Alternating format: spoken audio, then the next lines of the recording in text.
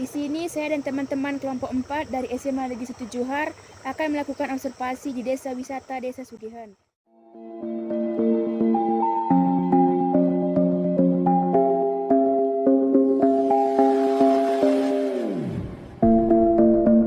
I've been painting every fence I know. Every color bleeds into the same. 'Cause before you go and walk away. Alasan Desa Sugihan menjadi salah satu desa wisata di Tanah Karo karena sudah memiliki penerangan listrik yang layak, jalan yang sudah bagus, dan kesadaran masyarakat yang bersangkutan, serta memiliki hamparan sawah indah yang mengelilingi desa, yang menjadi daya tarik tersendiri di desa ini. Di sini kami akan wawancarai seorang warga desa yang berprofesi sebagai petani. Selamat sore, Pak. Sore, Apakah Bapak punya waktu untuk kami wawancarai? ada silakan. Terima kasih, Pak. Kita mulai wawancara, Pak. Ya, Pertanyaan pertama, mengapa Bapak memilih profesi sebagai petani? itu dari dulu memang saya suka main-main di sawah, jadi suka saya bertani. Padahal bapak saya ingin saya jadi pilot, tapi saya takut itu kejauhan, jadi takut jatuh. Nah, gitu itu maka saya berpegang terus jadi petani gitu. Apakah tujuan dari penyemaian padi, Pak?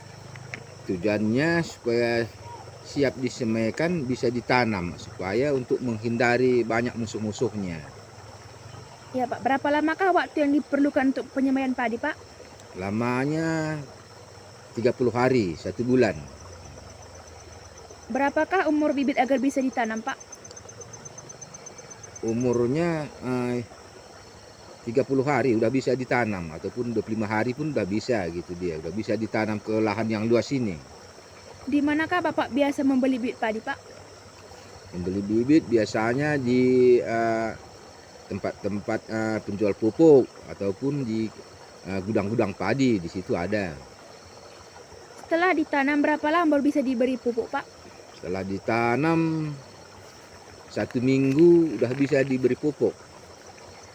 Apa saja yang Bapak lakukan untuk merawat padi Bapak agar hasilnya bagus? Untuk merawatnya sesudah ditanam 7 hari dipupuk. Nah, baru ada lagi pupuk kedua. Sebulan lagi umurnya dikasih pupuk lagi. Baru siap itu kita tambah lagi dengan penyemprotan, dengan zat daun, zat buah. Nah, gitu cara merawatnya. Kita bersihkan lahannya gitu dia. Ya, Pak. Apa saja hama yang biasa menyerang padi yang Bapak tanam? Biasanya menyerang hama padi itu pertama dulu tikus. Nah, terus kedua burung. Terus ketiga hama-hama kecil. Nah, itu hamanya. Ya, Pak. Apa yang Bapak lakukan untuk mengendalikan hama tersebut? Kalau hama tikus itu kita bersihkan lahan-lahan ini. Nah, terus agak jauh kita kasih makanan dia biar itu dimakannya gitu. Kalau burung itu kita kasih tali-tali. Nah, kita kasih tali, kita buatkan bunyi-bunyi gitu dia biar dia terganggu, jadi pergi dia gitu. Selain gangguan hama, risiko apa lagi yang bisa dijumpai, Pak? Resiko yang bisa dijumpai itu alam yang bisa buat kita gagal panen. Contoh bisa saja anginnya kuat. Nah, jadi padinya itu jatuh semua. Nah, terus hujan batu. Nah, kalau di sini namanya baho. Nah, itu pun jatuh dibuatnya biji-biji padi ini. Nah, rontok. Jadi gagal kita. Nah, Apakah ada sumber penghasilan lain selain menanam padi, Pak? oh ada. Selain padi di sawah, kita tanam di tanah darat. Nah, contoh tanaman kopi, coklat, salak, jagung, nah gitulah dia. Oh ya, Pak. Apakah ketika Bapak menanam padi, apakah semua yang dikerjakan sendiri, diupahkan, atau sebagian diupahkan, sebagian dikerjakan sendiri? Oh, kalau itu tergantung situasi. Kalau enggak sibuk, ada waktu kita kerjakan sendiri. Tapi kalau kita sibuk ataupun nggak ada waktu, kita suruh orang lain. Nah, gitu. Oh ya, Pak. Kerjaan apa saja yang biasa Bapak upahkan? Biasanya itu kerjaan diupahkan menanam, nah, terus waktu panen sama ngomben. Nah, itu kita upahkan sama orang. Berapa bulankah umur padi supaya siap dipanen, Pak? Umurnya mulai ditanam sampai panen itu 3 bulan 10 hari. Ya, jadi 100 hari udah bisa. 100 hari udah bisa dipanen.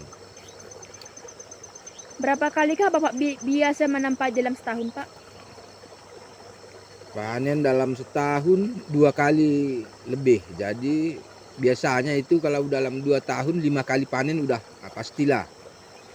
Ketika Bapak membuka lahan baru untuk menanam padi baru, apakah Bapak membajak sawah dengan cara manual atau dengan menggunakan mesin? Kalau dulu itu dengan cara membajak. Itu masih saya ingat, masih saya membajak dengan kerbau. Tapi beberapa tahun kemarin itu udah melalui mesin, melalui hand traktor. Nah, udah ada kelompok tani dari kelompok tani gitu dia. Jadi udah pakai mesin. Apakah di sini Pak menanam padi secara serentak atau tidak? Kalau di sini di kampung kita ini nanam padi itu nggak serentak. Nah, siap panen bisa lagi buka terus lahan. Gitu dia. Lantaran airnya terus mengalir dari hutan. Nah, jadi nggak ada serentak. Di sini Pak lebih banyak orang menanam padi atau jagung, Pak? Kalau di sini sebenarnya sudah sama. Tapi kalau dulu lebih banyak menanam padi. Nah, jadi kalau sekarang nggak lagi, mungkin separuh nanam jagung, separuh nanam padi. Yang nanam padi itu juga ada jagungnya di tanah darat. Nah, yang punya jagung pun gitu juga, ada juga padinya gitu. Berapakah harga padi 1 kilo, Pak? Itu kisaran lebih 6.000, tapi nggak sampai 7.000, mungkin 6.800, 6.700, itu tergantung situasinya, tapi belum sampai 7.000 lah. Oh iya, Pak. Bagaimana menurut Bapak harga padi sekarang ini? Apakah masih sesuai dengan modal yang dikeluarkan untuk menanamnya? Kalau harganya itu sebenarnya tergantung pengolahannya. Tapi kalau harga ini kita nggak bisa bilang rugi, nggak bisa kita bilang kan istilahnya kan kurang mahal, lantaran ini tanggung jawab pemerintah. Beras itu kan kebutuhan kita rakyat Indonesia. Jadi itu namanya kan sembako. Jadi pemerintah harus menanganinya. Kalau sempat nanti beras mahal, apalagi nggak ada, nah, itu bahaya. Nanti kan bisa kelaparan rakyat.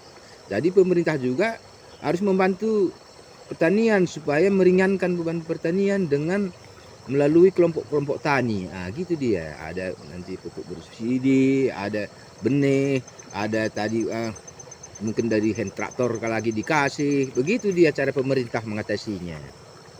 Iya, Pak. Pertanyaan terakhir, Pak. Ya. Sudah berapa lama Bapak bekerja sebagai petani? Kalau saya mulai bekerja sebagai petani mulai tahun 2002 sampai ini udah 2024. Jadi udah 22 tahun sudah. Oh iya, Pak. Terima kasih ya Pak sudah mau kami wawancarai. Terima kasih.